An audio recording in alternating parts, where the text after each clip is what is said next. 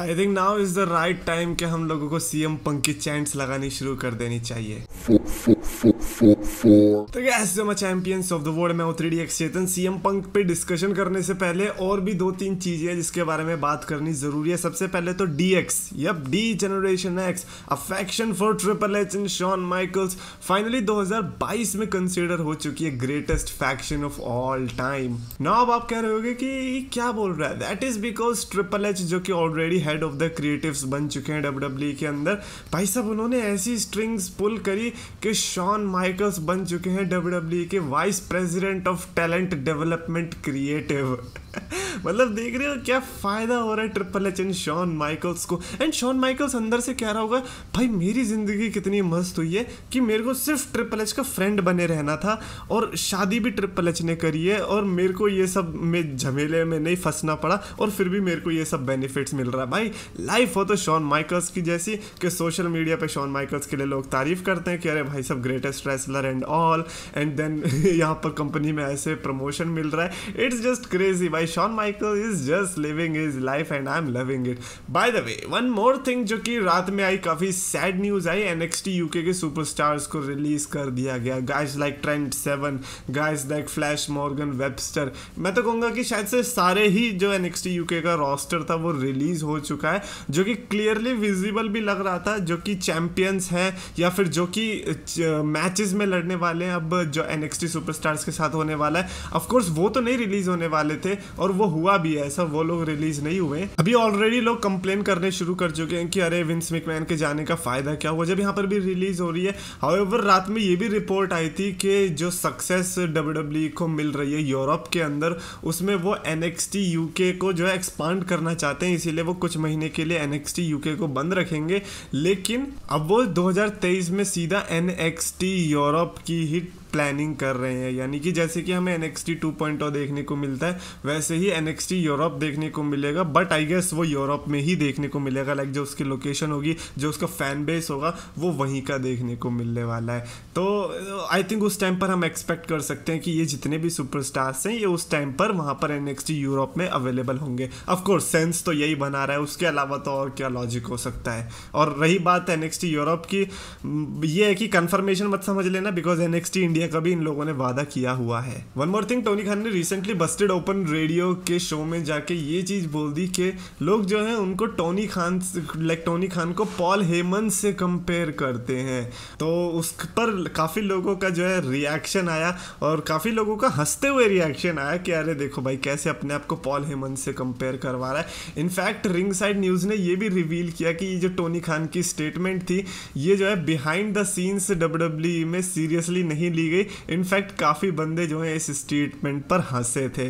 तो ये पढ़ के मेरे को काफी अच्छा लगा कि किस तरह से WWE के बैक स्टेज की स्टेटमेंट्स में जो ये हंसी आई है। I think that was incredible कि हाँ टोनी खान के स्टेटमेंट्स को सीरियसली नहीं लिया गया। And I am like are you kidding me, this is not going to be the first statement जिस पर ये हंसे होंगे। उसके पहले भी टोनी खान ने जितनी भी बातें करी है सब पर हंसी आई जाती है। बट देन टोनी खान ने ये भी क्लैरिफाई किया कि वो अपने आप को कंपेयर नहीं कर रहे थे, बेसिकली वो जिस तरह से बुकिंग करते हैं ऑल एलीट रेसलिंग के अंदर, आई थिंक उसको कंपेयर कर रहे थे कि वो ECW के पॉल हेमन की तरह थे, जैसे वो बुकिंग किया करते थे बिना किसी डर के। एंड आई एम लाइक ये तो फिर और भी ज्यादा बेकार है, comparing that with ECW Paul Heyman, it's crazy man. और अच्छा इतना ही है तो फिर भाई व्यूअरशिप लाओ ना भाई। इस बार भी 1 मिलियन के ऊपर व्यूअरशिप नहीं आ पाई, 1 मिलियन के नीचे ही सिमट के रह गई। बट खैर let's talk about CM Punk because I guess सबसे बड़ा बिट्रेयल जो रातों रात हमें देखने को मिला है वो CM पंक और ऑल एलीट रेसलिंग फैंस के बीच में देखने को मिला है। कल तक जो लोग अपने तकिए के कवर में CM पंक लिख के सोते थे अब वो CM पंक के अगेंस्ट में हो चुके हैं बिकॉज रिपोर्ट्स आर कमिंग कि CM पंक जो है बैक स्टेज में अनहैप्पी है, यानी कि अपनी पोजीशन से या फिर किसी भी चीज से CM पंक को जो है प्रॉब्लम है। और एक टाइम पर उन्होंने धमकी भी दी थी कि वो जो है ऑल एलीट रेसलिंग छोड़ सकते हैं। CM पंक ने जो जितने भी दुख दर्द थे, जो भी उन्हें बुरा लग रहा था, वो अपने शब्दों के जरिए एक्सप्रेस किए बैक स्टेज के अंदर, जिसके चलते लाइक लोगों का ये मानना था कि शायद से सीएम पंक लीव कर देगा। Not only that, I think the situation started with CM Punk and hangman page, because CM Punk ने जाते ही ये चीज बोल दी थी 2022 में, जब मई के दौरान एक मीटिंग हुई थी, उसमें सीएम पंक ने ये बोला था मीटिंग के अंदर कि वो हैंगमैन पेज से नहीं हारने वाले, जो कि क्लियरली हमने देखा भी। हैंगमैन पेज इवेंचुअली अपनी टाइटल लूज करते दिखाई दिए टू सीएम पंक, एंड उस पर लोगों का आक्रोश ये है कि सीएम पंक ने तो ये कहा था कि वो रेसलिंग में जो है यंगर टैलेंट को ओवर दिखाने आए थे।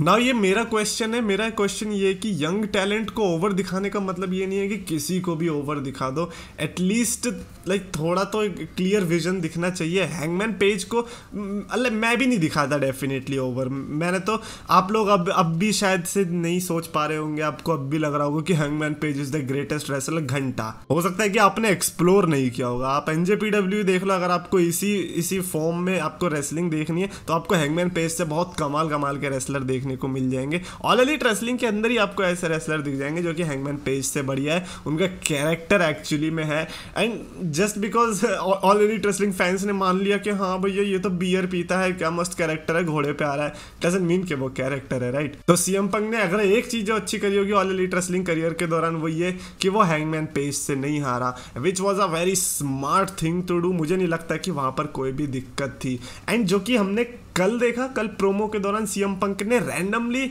हैंगमैन पेज को चैलेंज कर दिया था।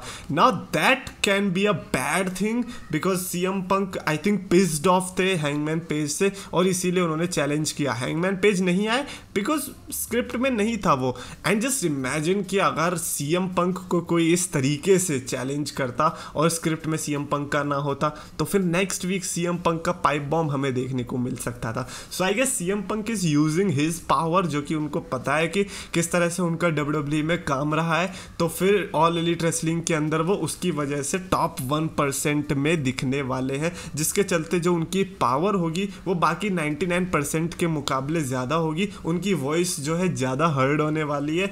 But after like yesterday's episode I don't think so कि ये पोजीशन रहने वाली है। मुझे लगता है कि सीएम पंक के साथ बहुत कुछ अब देखने को मिल सकता है, may be title changes, may be John Moxley champion देखने को मिल जाए।